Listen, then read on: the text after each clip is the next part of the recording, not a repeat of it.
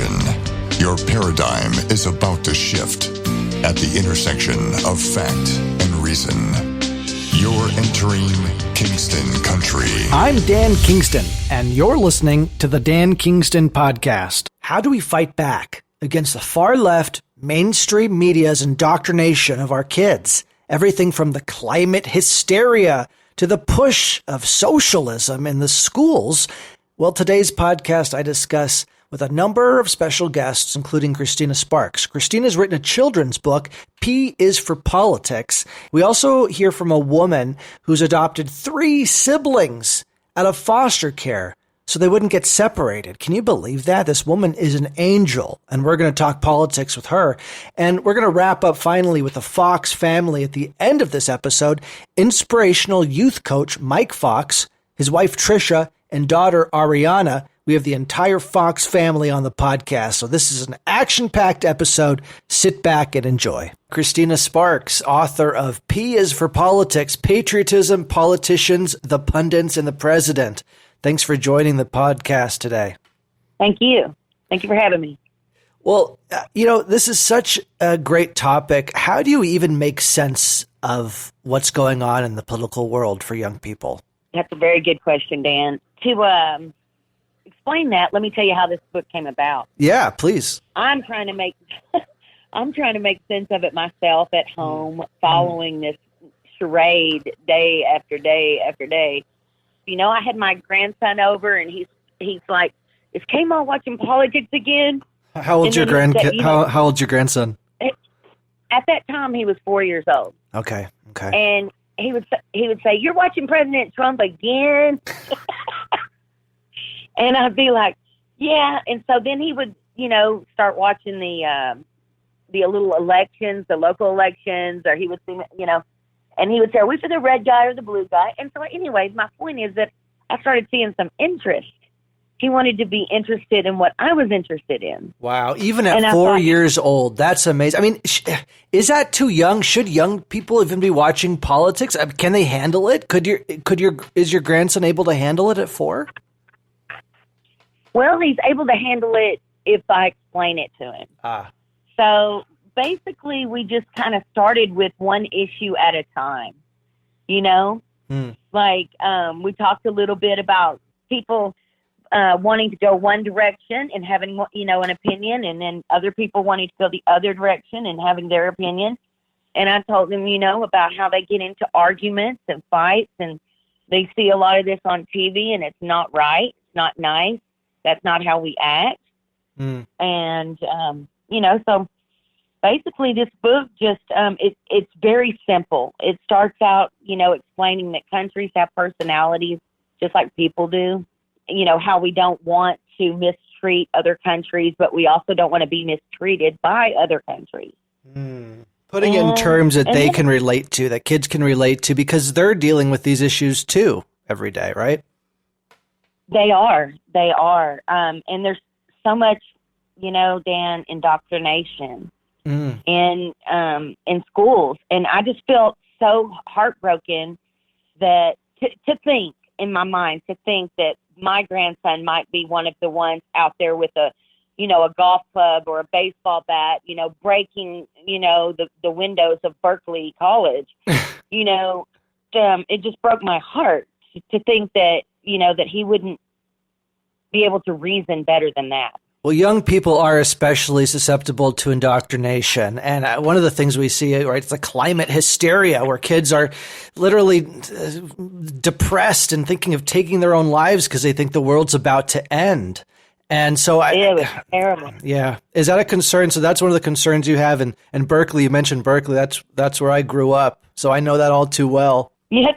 Well, and so what I did was I took 9 or 10 of the major issues that I think are the hot button 2020 issues, like, pro-life versus pro-choice, secularism versus believing in God, the Second Amendment, gun rights versus gun control, the police, the free speech, the immigration, censorship, climate Christina, change. do you find that kids naturally have their own opinions about these things already, even at a really young age, just kind of innate sense of these ideas, and then they have to be informed and learn more? Or are they kind of a blank slate?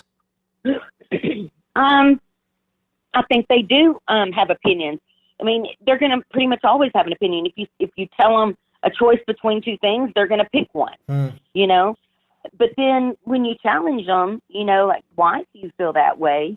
They may not know.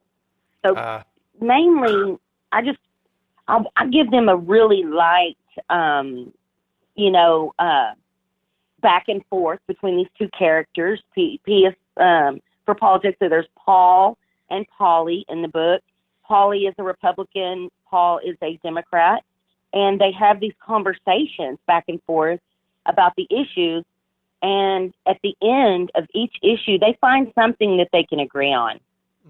And they end up, like, you know, shaking hands or hugging or something like that. What a great message. We can all agree.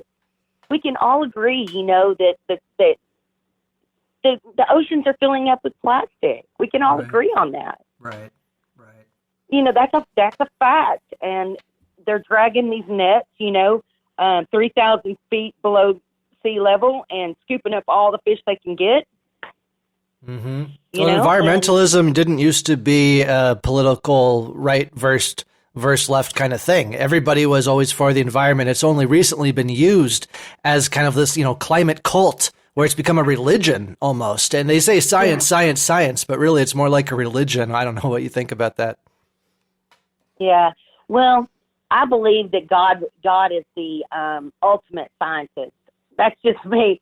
I believe, you know, that he told us that we were supposed to wash our hands under running water, that there were bugs and germs and things we didn't even know until, 200 or 300 years ago? Right. He always knew. He always knew. And he always, you know, he tried to tell us. But so I believe science, and I'm not a Scientologist by any means. I'm a Christian. But what I mean is that we know that matter is not, energy is not used up. It's only transferred. Right. And that, you know, our spirit or our soul is everlasting somewhere. Right. Science and religion, they don't have to fight. It's this thing where scientists are so anti-religion. It's crazy. It's so crazy because these things aren't mutually exclusive. Anyway, I want to get to Trump because you mentioned your grandkid talked about Trump. You know, Grandma, you're always watching Trump. And I have to ask, is Trump a good role model, or is he an imperfect role model, or is there a teaching lesson there, or is it about idolization of the president? How do you talk about Trump? Because he's very, you know, on the news. If you're, you know, anybody's watching the mainstream media, it's just going to be a total barrage, right? Yes. And, you know, it's both. It's like you said, I think that President Trump can be a great role model when he's standing up for the forgotten men and women across this country. Right. And he, you know, he unfortunately says a lot of things that we only dare to think. That we're not going to actually say that out loud, you know? Right. That's what makes him so popular and effective in a certain way. Right. And then you got to look back. I mean, I don't know if you're a Christian, but in the Bible, John the Baptist was a big mouth. And I used to always say, God loves big mouths. But so you believe we have to talk, even if there's some stuff that comes out that maybe isn't perfect, maybe it's not not the well thought out ideas, but we have to talk in order to find out the solutions and the answers. We can't be afraid to talk, right? Exactly. I mean, we won't know what we can change unless we discuss what's wrong. You know? Amen. Amen. What about the radicalism and the extremism on both sides, and, you know, the groupthink mentality that kind of falls into? Is that the focus of your book, talking about, you know, the Paul and Polly are talking this out and they're getting away from that groupthink mentality? Is that what that is? Yes. In fact, groupthink is brought, I put the definition of groupthink in the book. I even explained to them under, you know, censoring. Right. Like the big tech, that's what I was talking about, big tech, how they censor the conservative side. They do censor the conservative side. Yes. I talk about how it just by happenstance that all of these very wealthy, tech owners have similar opinions of the world and our future. And it's very, very bad. We need all types of opinions. I'm not saying they're wrong. I'm just saying that don't exclude us. They're afraid of free speech. They're afraid of it because it's more powerful than they are, and they won't allow it on the platform. I ran a poll on Twitter. I just said, should the social media companies be beholden to the First Amendment legally or morally or not at all? Where do you come down on that? Do you think they should legally be have to honor the First Amendment, freedom of speech, or they just should by principle of that's the right thing to do? Do you have a feeling on that? Because they are so large and there are more people on the platform, there are so many people on the platform, it's almost a public company. I understand that they call it privately owned, but are they really? They're traded on the stock market, and if you want to look at it, I bet shareholders have more shares than they do. That's a good point. They're a mess. They're all a mess. And, it's just like Facebook coming and saying, that he wasn't going to check political ads for fact checking, Right. But then he's been taking down every single mention of the whistleblower's name, and YouTube has followed in line, and you can't even say Mr. Marshmallow's name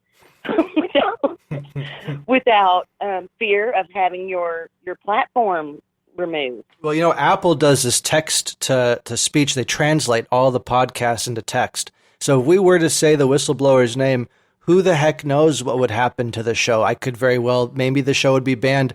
So it is a horrible situation where they say they're for free speech. Zuckerberg does or Apple does. But how do you know? I mean, once you get banned, it's too late.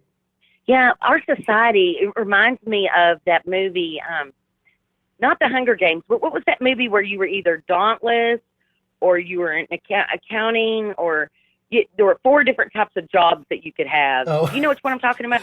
Sounds like China, but I think I know what you're thinking about. But our society is turning into a situation where it's a fascist society where it's only democracy in name or a republic in name. So I think we're both really concerned about that. When is your book coming out, and where will people be able to find it? The book will be coming out probably around the end of May, and you'll be able to find it in all the Christian bookstores because we, like I said, we discussed God. The characters too, and then also on Amazon and in Barnes and Noble and all the other bookstores. We need to put it out there, and we need kids to learn these lessons. I mean, they're going to learn it either way. Right? So they might as well learn it in an informed way. Hopefully this book will bring people together. It's funny how they say the term woke is only on the left. You can be, they're so woke, they're mean, Yeah, and true. Condescending, pompous, all of that, elitist, all of that. And to me, I would think the term woke would be a much more thoughtful and educated approach to any subject. If you want to be woke, let's say, okay, we're thinking deeply rather than just going with what everybody else thinks. So that's the main reason for the book is I just want these kids to know the other side of what's being, taught to them on a daily basis. Yes, because it's such a spin where the people that are woke are actually the most unwoke. I don't know how these terms all work, but the climate science is actually a climate cult. P is for politics, patriotism, politicians, the pundits, and the president. And look for that at bookstores. And where can people follow you on Twitter? What's your Twitter handle? My Twitter handle is now pin tweet tweeter. Great. That's great. And I'll link that in the description of this podcast episode as well. Thank you so much for your time today on the podcast. This is Kingston Country. Christina from Ohio. Now, it says here you're currently raising 8 kids and some taken out of foster care. It's amazing. It sounds like you're an angel. I can't believe it. What's that been like? Oh, it's been a roller coaster. We have 2 that are grown and finally out of the house in the last couple of years. And what's the secret to getting them out of the house, by the way? You do your discipline and you keep consistent with them, and they finally get tired of it, and then they hit the real world, and then they call and apologize. So the real world, you make the real world easier than the home world. Yes. They think so. Yeah. Now, the 6 kids still living with you right now, is that right? And some are taken out of foster care. I mean, I don't think many people have any idea what that's like, the foster care system. Can you shed any light onto that? It's terrible. There's kids they're teenagers that are too old to be adopted out. People don't want them. People won't keep them in their home. The kids I have are my family. It's my cousin's kids, and they're 7, 8, and 11, and they are a handful. They are. These kids get mistreated in the home, and then they go to a foster home and get more mistreatment. And all CPS does is just put them on medicine. Medicine? They put them on medicine? Yeah, these kids. Yeah, the oldest girl was on medicine for depression. They said she was having night terrors. She's never had a nightmare at our house at all. They have the boys on ADHD medicine, and we took them off of everything except for sinus medicines they needed, but that was it. And they're doing a lot better now. I mean, they just want to medicate the kids instead of getting to the root of what's really going on. It's like a cheap fix, right? It's ridiculous. We took them to the doctor when we first got them, and it was their doctor that they chose. But we ended up changing, but they had this big, long conference table. Nobody made eye contact with us at all.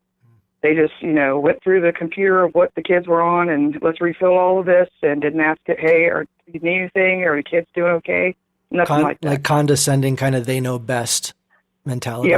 Yep. Horrible. Yep. Obviously, you know best. It's your family. And so there has to be unique challenges now that you face. And I don't know, feel free to not talk about that if you're not comfortable. But I'm just curious, those challenges raising 6 kids. I mean, at one point it was 8.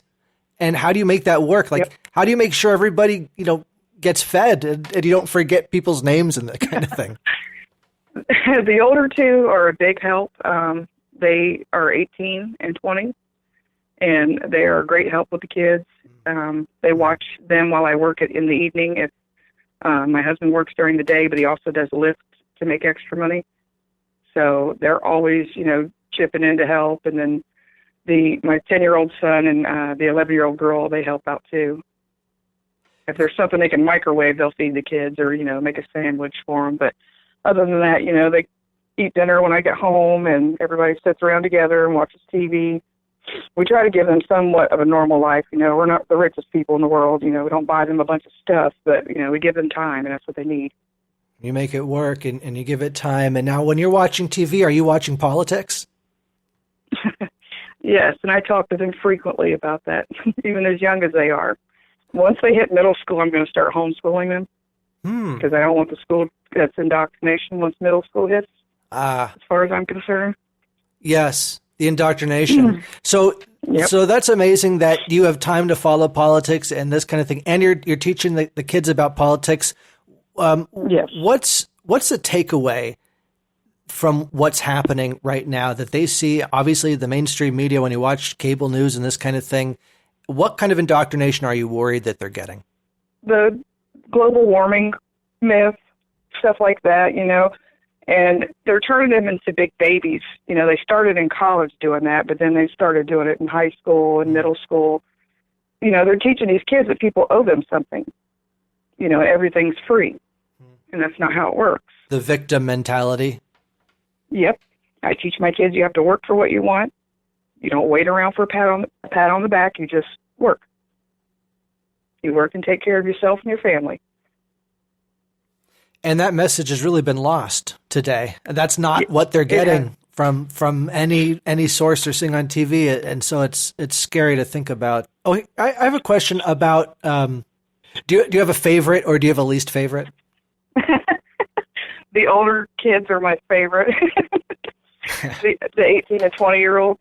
because I don't have to get on to them about anything, but it's a constant battle with the poor younger ones. Like my 10-year-old son's a clown, and the youngest we thought would probably be the easiest to get adjusted to us because he was so young when he left his mom. But he's been the most challenging. Lying and breaking stuff. He does it out of revenge, and I just don't understand where it comes from. But we're just working on trying to help him. But yeah, the oldest two would be my favorite. They give me the least amount of worry. Have you connected with other people that have taken in foster care kids?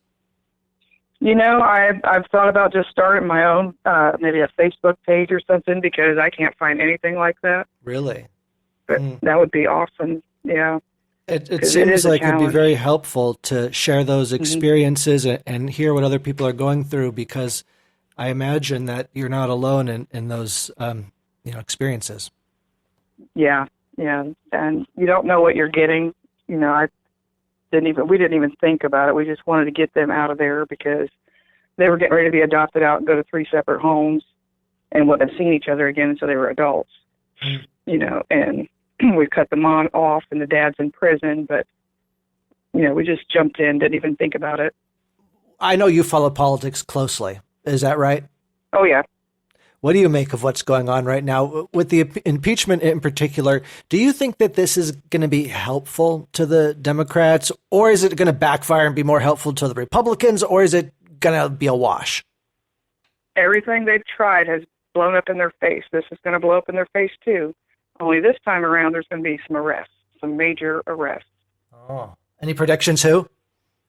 Oh, Hillary's gone. Adam Schiff is going to be gone. Mr. Untouchable and Obama is going to be gone.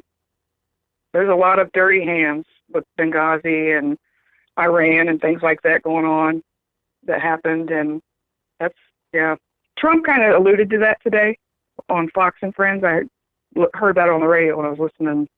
Yeah, he said there's some big stuff coming. Christina, are you worried that if they do start arresting Hillary Clinton and Adam Schiff and this kind of thing, that when Trump leaves office, he's in danger? The powers at bay are still going to be there. They can still go after him.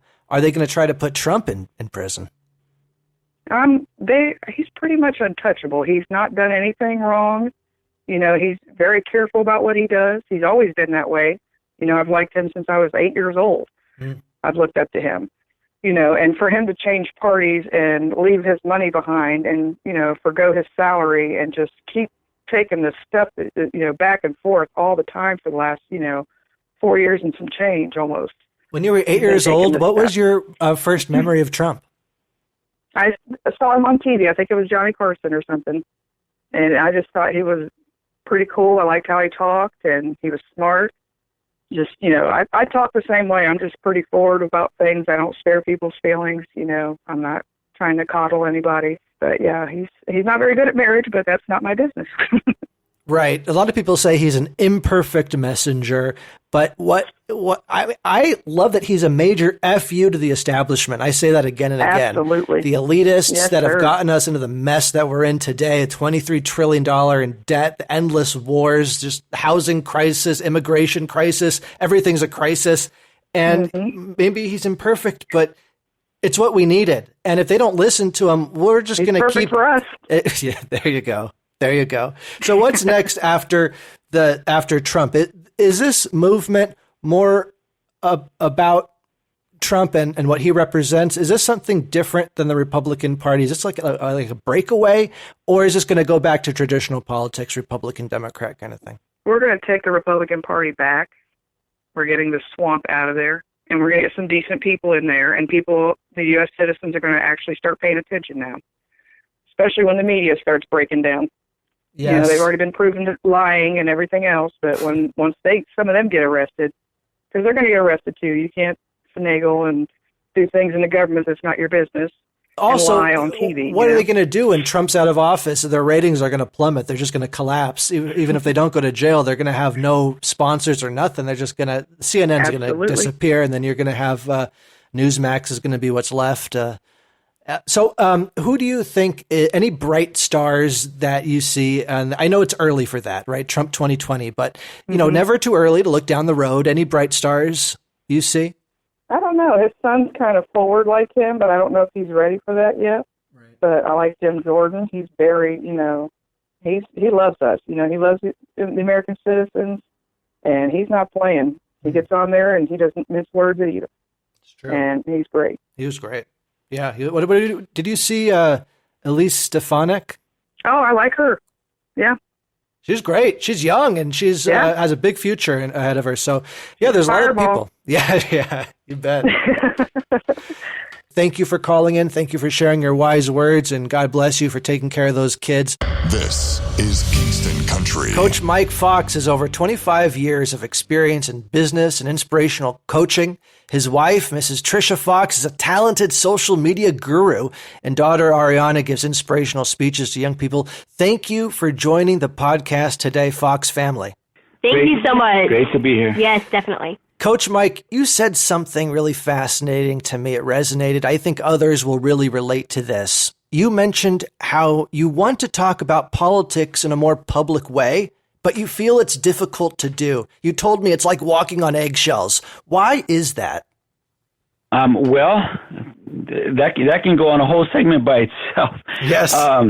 Number one, we as a society has allowed that. Anything, they say that saying that says anything in motion, the momentum, what's the saying? Oh, yeah, an object in motion will stay in motion unless it hits friction.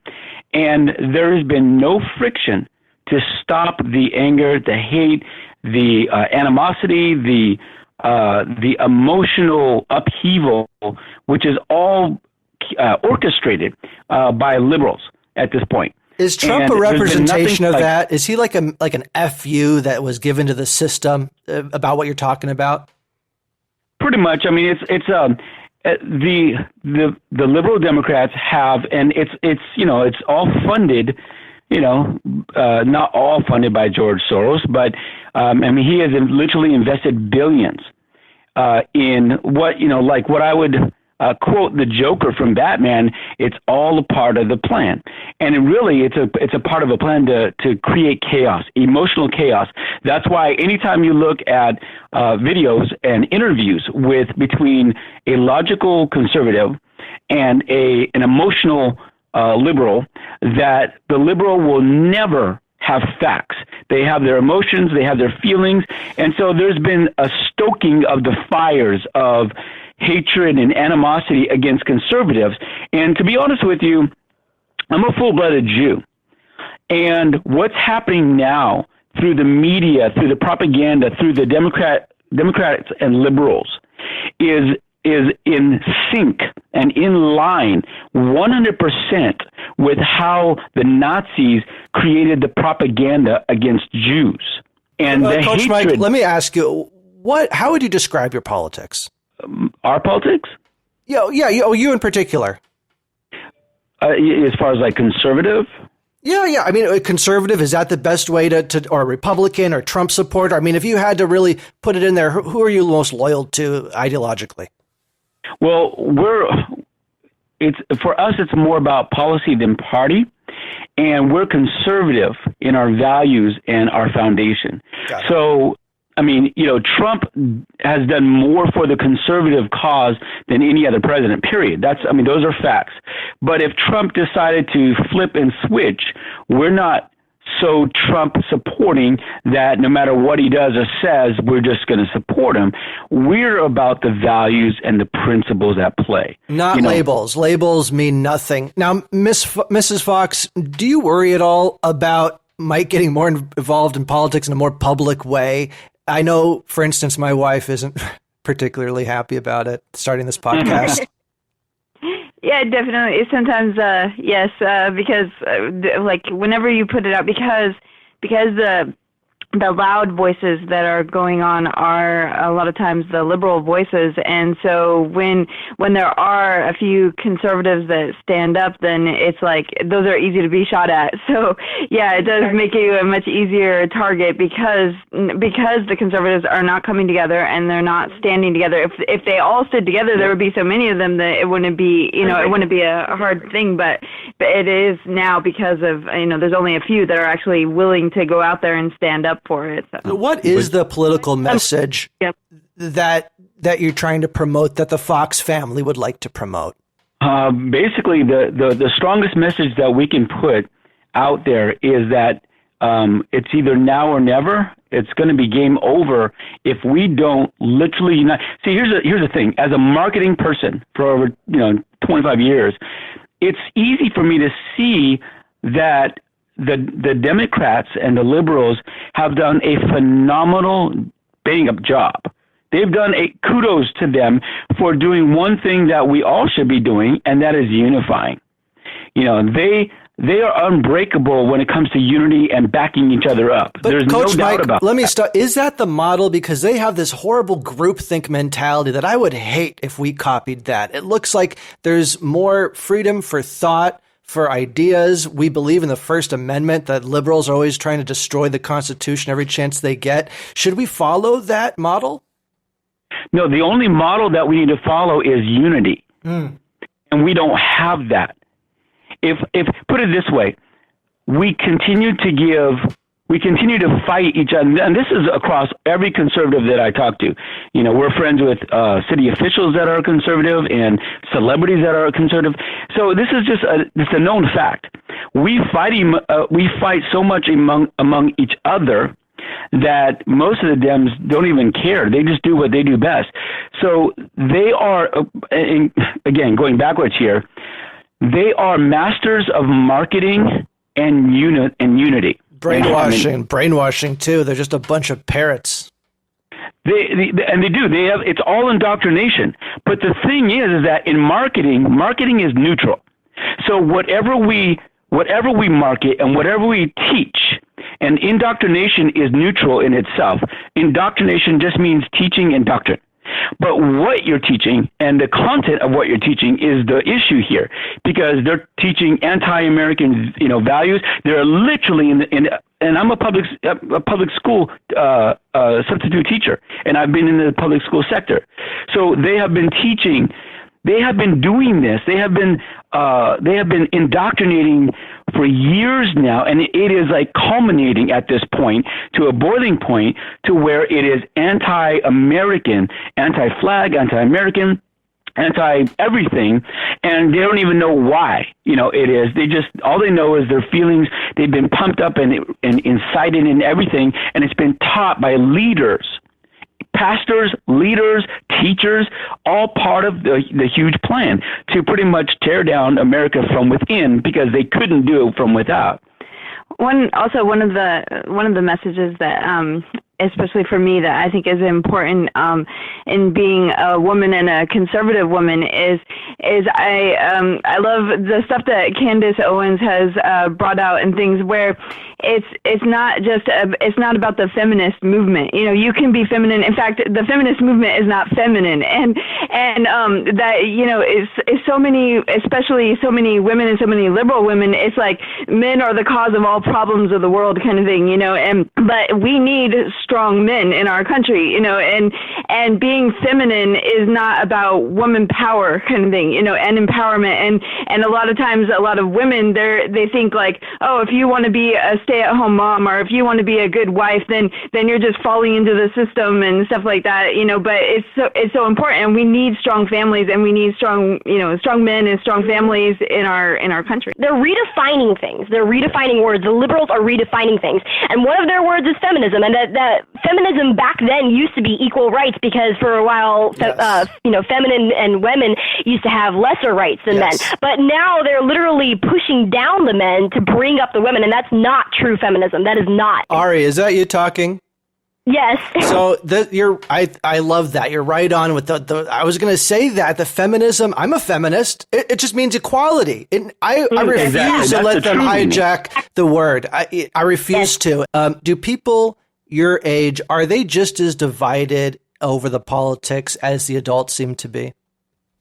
Yes, in fact, the liberals are actually using the youth and using the kids and empowering them and saying, yeah, use your feelings, don't use facts. And the liberals are absolutely, as I feel, that the liberals are absolutely using the kids and the youth to get to their agendas and to push their agendas, and that's why they're trying to lower the voting age, right? Because they're trying to push and indoctrinate in schools and things to the youth and the kids. And so then, if you lower the voting age, then here's a whole army of youth, indoctrinated youth, coming right at you. You know, isn't that what the emperor said?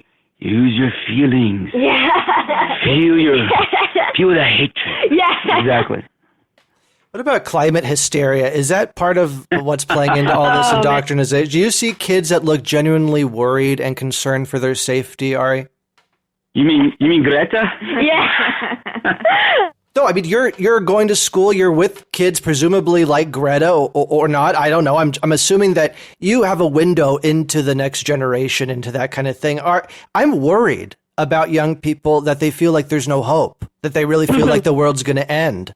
That there's nobody giving them a message that, hey, it's okay, we're going to fix this. We have a way to do it, that science and capitalism in America, we've always figured this out. And why are we so down and pessimistic about this? Why do we think we need to turn to communism to fix these problems? The liberals have mastered creating chaos. Mm. If they create chaos, they themselves are creating it so they themselves can be the saviors. It's like I said, it's a part of a master plan, and unfortunately they've been doing it for years, and it's now a culminating factor, but Ari can explain, the question. Yeah, well, I would just say that yes, they are not only, the liberals are not only using the youth to push their agendas, but I think that climate change is definitely one of those agendas, and especially Greta, and I can't even go into, I won't even go into detail because that's a whole other subject, but I would definitely say that is another thing. Like, just like my daddy said, they're stirring up chaos. It's like that. I personally think it's kind of like in The Incredibles when it's like, when everybody is super, nobody will be, and nobody will be super. Yeah, exactly. And that he'll create a problem so that he has to solve, and they're trying to create problems out of thin air that they are going to solve, and they're not real problems. AKA impeachment. Mm-hmm. Well, and also it's interesting too because just something that I was reading the other day, and it was about the Casey Anthony trial of the murder of Kaylee, and they were saying that she would make up all these lies. And she would stay with one lie as long as it would work, and then she would latch onto another lie and a new lie. And that's what the liberals are doing. They stay with one lie as long as it works, and then they latch onto a new one. Because if you remember, it used to be global warming. Yep. But then when they had other issues where it's like now the places are freezing or stuff like that, now it's not global warming anymore. Now it's climate change. Polar vortex or climate change or whatever. So they have to keep changing their story to keep it relevant, or what it seems relevant to the. The greenhouse effect before that. Look, Coach Mike, 2020 election, will this impeachment inquiry end up helping the Dems, the GOP, or is it just a wash? Well, here's my thoughts. I have conflicted thoughts on that, and I'll tell you exactly why. Because the impeachment is a utter hoax in every sense of the word. I mean, it is, just as Trump said, it's a circus. It is a flat-out circus. I mean, there's been witnesses over and over that were supposed to be key fact witnesses that they never even said the word fact one time. They said, I believe.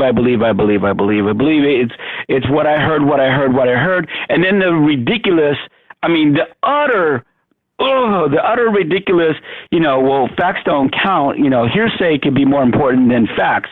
If it was going to continue as is, I do believe that Trump would win, like the hashtag Trump 2020 landslide. I believe that it will be a landslide and a complete, utter victory and an embarrassment for liberals. However, knowing the evil, the mischief, and the utter wickedness that I have seen, I have read, I have seen, I've heard personally, that the Democrat liberals will try to do, no doubt, that they will try to sabotage in every possible way. And I'm not even talking about dead body vote count kind of thing. I'm talking about literal sabotage in every sense of the word. That's where my concern is that they will try to mess up the election in every way possible, so that way it doesn't happen, or it's rigged, or it's messed up. So you don't trust the process. You're worried about the process. I am. And that's actually one of the big things that we've been learning about through social media and things like that too, is we've been seeing a lot of stuff on documentaries and things about how social media is involved in the politics and how they are actually framing what people see, just like the liberals are helping to, they are leading the conversation for kids on what they're learning. The social media is shaping what people watch, and even through Google, if you look it up, even through Google, through Facebook, they are deciding what people are seeing first in their images, what results come up first on Google and stuff like that. So they are framing the conversation, and they are actually deciding what people are going to see or what they're not being able to see. And even as Hitler said, if you hear a lie long enough, then you'll believe it as truth. Liberal Democrats are masters of marketing and strategy and unity. I've even reached out to Trump unsuccessfully to say, hire me as your creative, marketing person. I can change a lot of things right now, but Coach Mike, what would you change? I would change what they're not doing.